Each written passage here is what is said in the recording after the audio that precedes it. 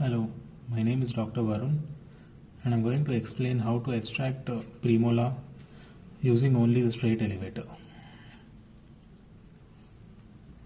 So first we need to determine which tooth we have to extract, isolate it and elevate the soft tissue around the tooth using a straight elevator, or you can even use a periosteal elevator. So isolate all the gum, soft tissue around the tooth, elevate it both on the lingual side and at the same time on the buccal side, even in the interdental. If the interdental papilla is impinging, making it difficult to extract the tooth, even elevate the interdental papilla as well. So once you're done with that, take the straight elevator.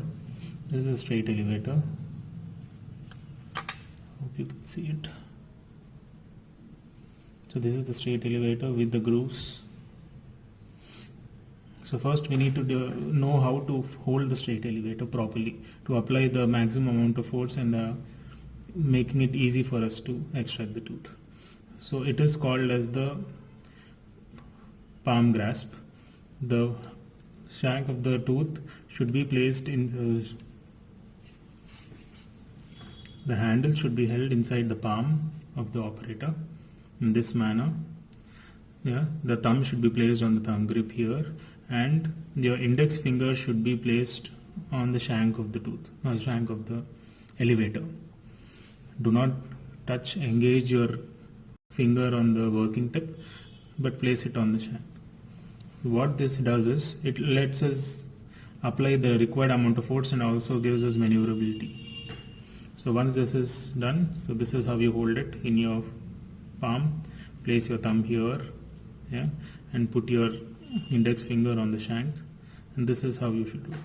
So make sure that the groove part is towards the tooth which is to be extracted, and the convex surface is towards the supporting tooth which you are taking support from.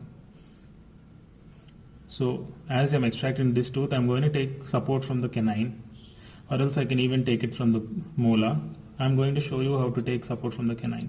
So now the groove part of the elevator is placed towards the tooth while the concave surface is placed towards the canine. So what this does is this engages the tooth which we need to extract and doesn't apply force on the canine part. So once I have placed it in this manner, so now that all the tissue is elevated, I get a clear picture of the CEJ. This is the cemento-enamel junction, enamel and cementum.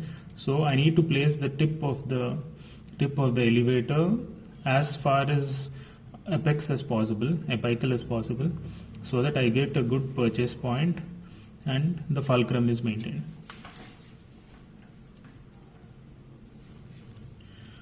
The principle with which we are going to extract the tooth is liver and fulcrum principle.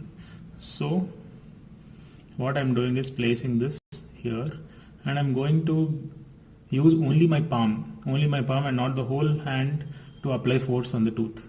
So what I am doing is I am using this, and what I have to do is only give rotatory motion like this. Only the palm should be moving, not the whole hand, only the palm has to move.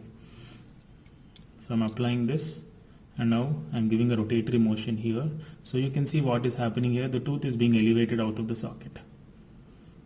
What I am doing here is I am giving just simple motion, and you can see the tooth being elevated. So the main important thing is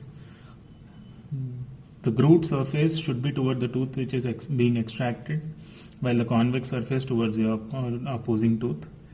Give slight movement. Do not apply much force at the same time.